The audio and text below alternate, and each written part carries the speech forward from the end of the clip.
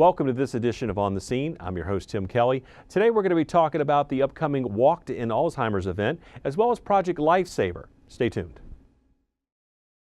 Welcome back to On the Scene, joined now by two very special guests, and you can recognize them both. They've been frequent flyers, so to speak, on our program here today. And we're talking about the Walk to End Alzheimer's, which is coming up on Saturday, September 15th here in the city of Suffolk. And joining us today, of course, our Mayor, Linda Johnson, and Gino Columbara, who is the Executive Director of the Southeastern Virginia chapter of the Alzheimer's Association. So again, thank you both for spending some time with us today to talk about a very, very worthy cause. And before we get into the event itself, Gino, if you could kind of set the landscape for what we're talking about and where things are with the battle against Alzheimer's going on here in the United States and really worldwide to a certain degree. Oh, most definitely. Well, the soaring prevalence is very critical. We have 5.7 million of Americans dealing with this disease, and of that 5.7 million, 200,000 are younger than 65. So that in and of itself is alarming. And right here in our state of Virginia, we have 140,000 individuals diagnosed with Alzheimer's, and associated with them, we have 460,000 caregivers spending on average 9 hours a day caring for them. And if things remain the status quo, by 2025 that number will go up by 36% to 190,000 by 2025. So the soaring prevalence is very critical. Also the financial impact is important as well. It's estimated for this year in 2017-18 it'll be a $277 billion in direct care costs for Alzheimer's. 67% of that is borne by Medicare and Medicaid.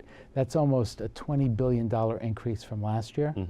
And just in the last 5 years is a $74 billion increase. So, you know, we can't sustain that, especially for Medicaid and Medicaid, and exponentially every year that cost goes up. So, but there's, and also at this point too, we don't have an effective treatment or a cure, and but I really believe there's a lot of hope on the horizon. You know, some of the numbers and the fact you mentioned the care providers as well. I mean, you know, the phrase, you know, it takes a village, and I think we were talking about a village approach to this situation we have with regard to whether it's you know, governmental funding or raising money or getting people involved, the medical industry, everyone kind of working together to alleviate this. Because again, it's not going away. It's obviously exponentially getting increasingly becoming worse. But you had attended a conference recently that again kind of set the tone again for where we are. I know you always bring back some good information because it seems like you're there right before you come to see us. So if you could kind of share maybe what you talked about this year. Yeah, I had the opportunity to attend the Alzheimer's Association International Conference on Research, which this year was in Chicago, so I was able to go. And it was so inspiring, and really there is a lot of optimism in terms of the momentum of science dealing with Alzheimer's. There were close to 6,000 researchers and clinicians attending the conference from 68 countries, and 52% of those in attendance were women. So over half were women. And, you know, speaking to the scientists there, it was just really interesting and very hopeful in terms of their enthusiasm, in terms of effective treatment. It's a worldwide issue. It's about 47 million people worldwide dealing with this disease.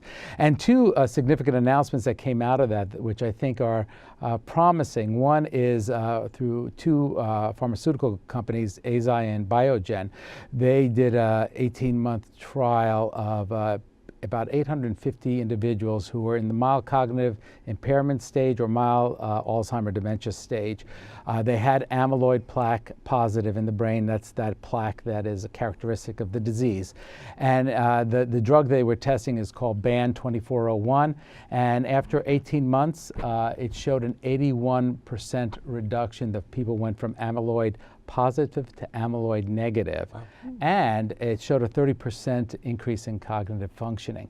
So that was a really small trial, just about less than 900 people, obviously. But now that was phase 2. It has to go to phase 3. Larger target population to really prove its efficacy and safety. But cautiously optimistic about that. That's a really promising outcome. And then the second thing that was announced, it was called the Sprint Mind Study, which talked about blood pressure and having high blood pressure and how that relates to cardiovascular, that we always know that's a risk of a cardiovascular disease, but also how that might relate to mild cognitive impairment and development of dementia or Alzheimer's dementia. And the study had about 9,300 people and showed they had two groups. One was a standard group where they were trying to get the blood pressure down to 140 or below, and an intensive group in terms of strategies to get the blood pressure from 120 or below. Right. And they found those in the 120 group had a 19% reduction in the risk of getting Alzheimer's compared to the other group. And combined between MCI and dementia, overall it was a 15% reduction.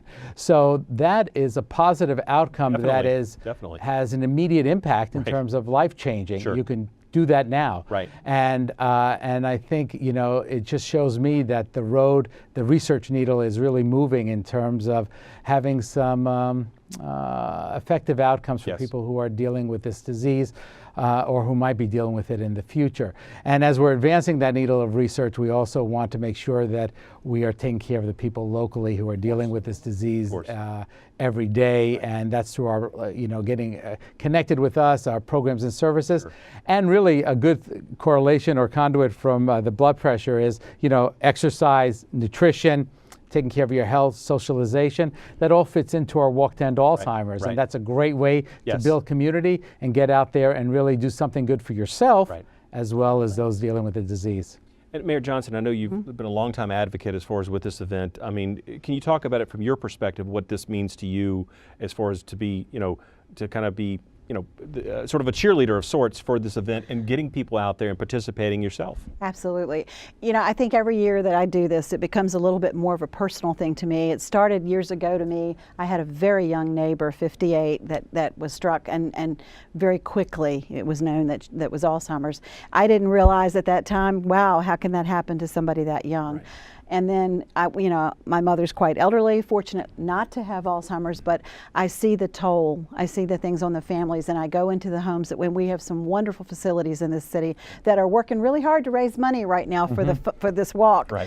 And I've been in there and been in their activities and all of that. But it really does take a village. It is certainly it's about the patients, but I would also say the caregivers, because I ran into a caregiver yesterday in the grocery store, and it was someone I'd known all my life. I did not recognize her. She had lost so much weight.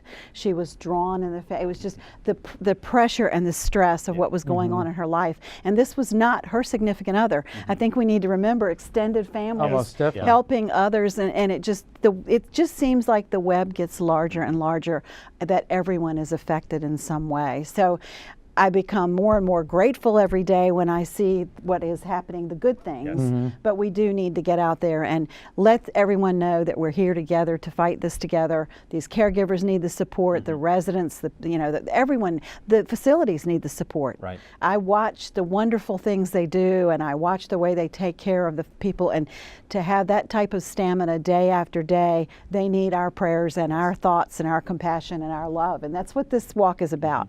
It's really about putting your arms around each other, saying, come on guys, we can do this, we can find a cure, but in the meantime we can help love everybody through this, because it's a difficult journey, and it's one I've watched many times now, and it's certainly something that you pray that your family never goes through it. But I think it's like every other disease. Eventually we're going to be touched.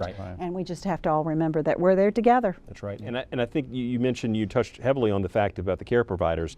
And I know that's one of the aspects of the walk. I mean, certainly there's the walk that's raising the money, but there's also a lot of resources and education components that are there. And as a care provider or someone, again, who's touched by this disease in some way, shape, or form, you know that there are other people that are going through what you're going through, that are experiencing these things. You can figure out, sort of maybe how to approach it from a different way or whatever. But Gino, if you talk about some of the resources that are there, just beyond the fact that you have the community out there, again, supporting this great cause. Well, people who come to the walk will actually see that they're not alone, number one, because so many feel alone with this disease, and unless they know there is somebody out there who can empathize and help provide support. Right. Give that hug, as the mayor said. I mean, the mayor's a great champion, and she is a great cheerleader for this cause, and has been every year. And so it gives those people who attend the opportunity to really come together, know that they are not alone. Also, we have a program booth that really outlines all our free services, support groups, care consultations, our 24-hour helpline, whatever the early stage programming, caregiver training, all for free.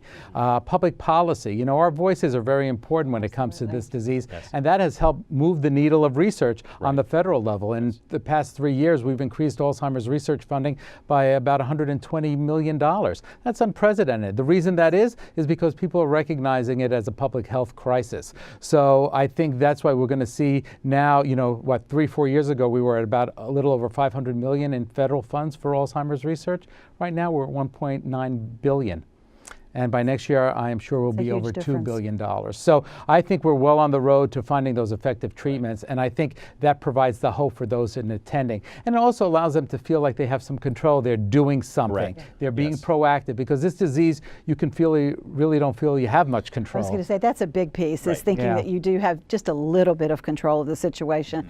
And I would also say, if you can't come to the walk, there are lots of fundraisers going on around. I've been to several already, and I'm going to tell you, they're fun. It's great food, great family, great, you know, just lots of folks there, and they're raising money for the cause. And so if you can't be there on the 15th, check it out and see where you can go to these different fundraisers, and you really won't be sorry you went. You'll be really, it's a lot of fun. Yep, yeah, and it just really gives you makes you feel good. Inspiration. Yep. And I think, you know, certainly we're starting to see some of the signs. I had mentioned it, Gino, before we started taping, around the community that, you know, the walk is coming. I mean, you see the purple, you see the, you know, the logo and everything, and we'll have that up on the screen. But if someone's watching this and they want to participate, either as an individual, as a team leader, how can they go about doing that? How can they get involved? It's really easy. They can go to our website at alz.org/walk. You put in your zip code, and you could start a team or register as an individual. Very easy, gives you a lot of tools to help you fundraise. Also, they can call our 1-800 number. It's 1-800-272-3900, and ask that they want more information about registering as a team. So there's just many, many ways to get involved. And in fact, the local newspaper here has been publishing a story every week about caregivers, and really increasing that awareness and making people aware that this is happening in their community. That's right. You know, and there is some connectivity here. So helping, participating in the walk, you're helping your neighbor, your friend, family members, things of that nature. So it's very easy to get involved. The simplest way is just go to our website. Perfect. Or call a local facility. They love for you to join their team. They love for that. There's a lot of good competition that goes on. I've seen some of the shirts, and they're gorgeous, and they're really, you know, gearing up. So any of them will be happy to have more members. And one element of the walk, again, we talked about all the resources that'll be there, and of course all the people that are out there, but the Promise Garden. We could talk a little bit about that, and then I believe it might have been last year where there was the different colors that kind of came into play. If you could talk a little bit about that. I know we got a couple minutes left to go, but I want to bring that out. Added a color last year. Yeah, we added a color, and it was the white flower that we added last year, and it symbolizes the first survivor and what we're all working towards. And it was just one white flower, but with the hope that one day soon we will have multiple white flowers, and it'll overcome the whole walk. So that is the ultimate goal. The other flowers represent the various components of people dealing with the disease, the one affected, the caregiver, the advocate, you know. So it's those individuals that are very important, and we're trying to pay tribute to as well. And it's really, I think the mayor would agree, when all those flowers go up, all the different colors. I mean, you could tell those who actually have the disease, those who are the caregivers, those who are advocates to support them. So putting that local face on what is an international problem, and localizing it to, like you said, it's in your backyard. It's happening right here. Whether you know someone right now, it unfortunately may eventually turn out to be where you do, and again, your life is touched by the fact of what Alzheimer's is doing to those people. So, and I got to say that this community has come out in throws to make this a successful event. I mean, Parks and Rec is our presenting sponsor for the walk. Edward Jones locally here, our national sponsor, is involved locally. Bayport Credit Union is still our regional sponsor. So, and we have the Carter raffle off this year, a 2017 Toyota Camry. So and I've already got my shirts piling up in my car. It's a wonderful day. It's just, it warms your heart, and if nothing else, it makes you feel very grateful for the things that you have going on in your life, and to remind remind you that there are others that are going through something far worse. So, we just need to come together. And coming together Saturday, September 15th. Right. Be at Constance Wharf Park and Marina. Right. Beautiful day. Again, if you want to register, we'll have all the information. We've probably put that URL up a couple different times, the phone number as well. So again, Mayor and Gino, I want to thank you both for being with us today to talk about this great topic. Saturday, September 15th, the Walk to End Alzheimer's. Again, we hope maybe this is a banner year to again bring us another step closer to getting closer to those white flowers as far as part of the Promise Garden. Right. And again, taking those steps forward to hopefully alleviate this disease as quickly as possible. Absolutely. Just come join us. That's right. It's a lot of fun and it makes a huge difference. Great. Absolutely. Again, thank you both for being with us today. Thank you. Appreciate it. All right, and thank we'll you. have more on the scene when we return. Welcome back to On the Scene, joined now by Lieutenant Mason Copeland with the Suffolk Fire and Rescue Department. And today we're talking about Project Lifesaver. So Lieutenant Copeland, thanks for being with us today. Thank you for having me. So when we talk about Project Lifesaver, explain in general terms what the program is, the purpose, sort of the who it's serving, that kind of a thing. Sorry. Project Lifesaver is a program that actually came to be in 1999. It was born out of the Sheriff's Office in Chesapeake, Virginia. And the reason, purpose for it and why they created the program was that they were having a high incidence of searches for Alzheimer's patients. And with that being said, they had two major problems. It was taking too long to find some of them, and with bad outcomes. Plus the expense on the taxpayers' end, they were looking at an average of $300,000 to $347,000 per search based on the amount of resources involved, time and so forth. And again, as I mentioned, a lot of time with bad outcomes. So the sheriff at the time, Newhart, went to a sheriff's convention or conference and saw new technology that had been tried out with the search and rescue group in North Carolina. Basically what they did, they took the technology that was once used by Mutual of Omaha's Wild Kingdom, where they tracked migrational habits of animals. They said, well, if it works on animals, would something like that work on people? Well, they tried it for about a year, 12 clients. During the course of the year, they had searches for every one of them at least once, some a couple times. What they found was their find time was less than an hour, 45 minutes or so. And it was an unrefined, it was a raw program. So that information came back to the Sheriff's Conference. Sheriff Newhart took it back to one of his people, who is now the CEO of Project Lifesaver International, Gene Saunders. They took it and ran with it, built the program. It come to life in 1999. We got involved with it based on a search that ended up in our city. In 2000, our people were trained in the program, and our first client went in 2001. So we're 17 years with clients now. How many folks do you serve right now in our community? Right now, we're serving 73 families. We have 73 clients in the program. 34 of which are suffering from Alzheimer's disease or other types of dementia. We have 37 children in the program with autism or somewhere in that spectrum.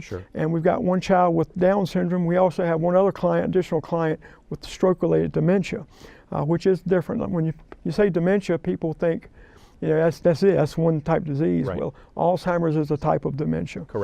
As well.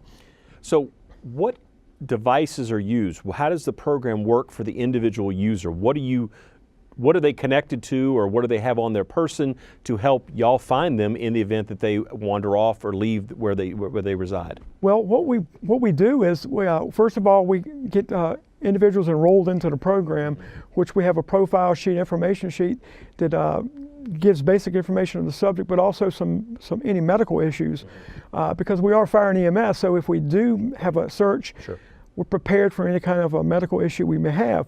But what happens is they wear a transmitter. It's a little bracelet. Looks almost like a watch with no face to it. It has a transmitter in it and a battery, and what it does is it's constantly emitting a signal. We don't go out and looking for people just for looking for them. But if a loved one or caregiver notices they're missing, they contact us. We respond to point last seen. We put their frequency number and receivers that we use, and we're able to track the signal. One of the things we tell our caregivers is, number one, to test the equipment daily to make sure it's operational, because if it's not working, the system doesn't work. But also to call us quickly. If you can't find your loved one in 3 or 4 minutes, call us. If you hang up from 911 and then you turn around and you found them in a closet or in another room at a house, call and cancel. Right. You know, we would rather be en route than have a delay, and delays sometimes cause additional problems. For a long time, we had another asset available to us in case of the delay thing. We had some helicopters, and we had some of our folks trained to track by air, which is entirely different. Because of the expense of that, with the fuel, storage, putting them on retainer, so to speak, got so expensive. And what Project Lifesaver has done now, the international, they've teamed with another company that builds, we call them aerial scouts. Drone sometimes is a bad word, but basically that's what it is. Right. And our board of directors, which I'll mention in a minute, Sure. is also fundraising for that, because we have found the effectiveness of that in the case of a delay of notification. Helps us find them a lot quicker. I would imagine. I mean, that is another set of eyes coming from a totally different perspective. Absolutely. Can cover a lot more territory, can get around any natural barriers that may be there that you don't have the ability when you're doing the ground search, which is really the core of what you're talking about, right? Exactly. And the other thing too is, if there is that delay, the aerial scout can get us in that location quicker. Right. Pinpoints the signal, then we can move our ground troops in a little bit quicker. Yeah. Quicker find time. I understand. Now, as far as the training on your side, the fire and rescue side, I mean, how many folks within the department are trained? Is it sort of everybody, somebody on every shift? I don't know how do you call outs? How do you manage that? First of all, every station in our city Okay. Has a minimum of 2 receivers, and the receivers are the handheld devices used to track the signal. With that being said, and because of that, one of our previous fire chiefs, Chief Outlaw, mandated he wanted every firefighter in the department trained. Well, initially, because it was quite an undertaking, it took me several months, because I'm an instructor for the International. Sure. Every one of our firefighters is trained to search for individuals wearing one of our transmitters. Got it. They have to recertify every 3 years, and we encourage them at least once or twice a month to take training transmitters out and play with the equipment. Right. But the national, and this is, thing about that, the national average find time, and I should say international because in other countries, is under 30 minutes. Wow. I did a study several years ago. We had a lot of searches that year, so when I went back and pulled the paperwork up and looked at the amount of time from time we marked on scene to time we found the individual, did an average, ours was 17 minutes. Wow. So we were 13 minutes under the national average. And a few minutes here or there can make all the difference in the world. Absolutely. On a normal day, let alone, you know, you have cold temperatures or something else, or their medical condition themselves, which could have, you know, they might not have taken the medication, or there might be another circumstance or whatever, or just for the sake of making sure that person who's probably scared to death out there doesn't know where they're trying to get back and they can't, and you know, you want to find them as soon as possible. So exactly, and it's not so much just the environmental. Yeah. One of the things we know is, in the case of children in the autistic spectrum, is they're attracted to water. Yeah. And if you know the city and understand, with the developments going in, there's more and more retention ponds, and these things are deep enough that children can drown. Correct. The quicker we can find them, the better off we are. Right. Now, earlier you mentioned the board.